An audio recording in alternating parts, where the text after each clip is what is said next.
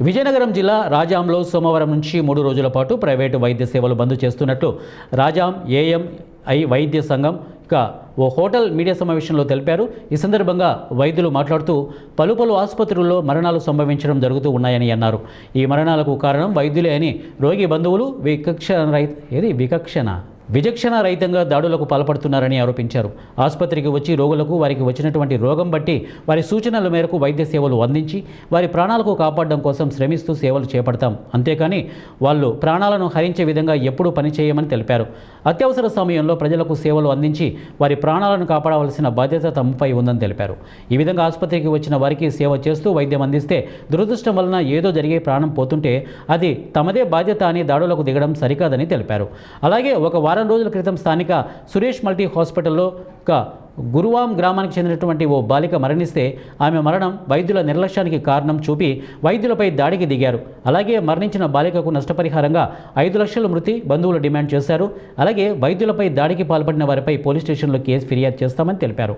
ఈ విధమైనటువంటి పరిణామాలు చోటు చేసుకుంటున్న తరుణంలో ఆసుపత్రిలో ఏ కారణం చేత అయినా మరణించిన వారికి ఎటువంటి పరిహారం ఇక నుండి ఇవ్వడం జరగదని తెలిపారు.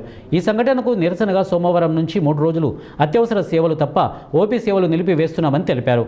ఈ సమావేశంలో ప్రముఖ వైద్యులు గారా రవిప్రసాద్, హనుమంతరావు, హరిబాబు, గ్రంథి ప్రకాష్, సురేష్ కుమార్ ఇతర వైద్యులు పాల్గొన్నారు. నాకు ఫోన్ చేశారు సార్, ఒకటి 2 సార్లు ఫోన్ చేస్తే నాకు రిపోర్ట్ వాళ్ళు ఇవ్వలేదు అనే టెన్షన్లో నేను ఫోన్ కానీ ఒకసారి చూసుకుండొచ్చు. ఈ లోపల మత్తు డాక్టర్ చేస్తే మత్తు డాక్టర్ మిషన్ పెడతారేమో, ఆక్సిజన్ ఇస్తారేమో అని చూస్తే పేషెంట్స్ మత్తు డాక్టర్ యొక్క వైద్య సేవని నిరాకరించడం జరిగింది సార్. అది కూడా వాళ్ళ దగ్గర సంతకం తీసుకున్నాము, మాకు మత్తు డాక్టర్ వైద్య సేవ అవసరం లేదని. ఈ లోపల పేషెంట్ పరిస్థితి విషయం చెందడంతో శాతమేమో ఆక్సిజన్ పెట్టడం అది ప్రయత్నం చేస్తున్నారు. మొట్టమొదటిగా ఈ కంగారులో పేషెంట్ పరిస్థితి ఎంత తీవ్రంగా ఉందని రిపోర్ట్ పట్టుకుని వెళ్ళడం జరిగింది. వెళ్ళిన సమయానికి పేషెంట్ బ్రీతింగ్ అందట్లేదని ఆక్సిజన్ పూర్తిగా కృత్రిమంగా ఇవ్వడానికి ప్రయత్నం చేస్తున్నాము. ఈ క్రమంలో ఒక 20-30 మంది పేషెంట్ వాళ్ళకి అటెండెన్స్ ఏడుస్తా మా పాపను కానీ బతికించండి అని వచ్చి మా చుట్టూ మూపారు. మేము చేయగలిగిన ప్రయత్నం మాకు చేయలేకుండా వాళ్ళకి ఎక్స్ప్లెయిన్ చేయడానికి తల్లిదండ్రులు ఇద్దరు ఎవరు ముందుకు రమ్మంటే వాళ్ళు వచ్చారు. వాళ్ళ పాప పరిస్థితులు ఉందామని చెప్పిన లోపలే ఆ మధ్యలో నుంచి ఎవరో ఒక అన్నోన్ పర్సన్ సడన్ గా వచ్చి సోమ, మంగళ, గురువారాలు 3 రోజుల పాటు ఓపీ సేవలు నిర్వహిస్తున్నాము.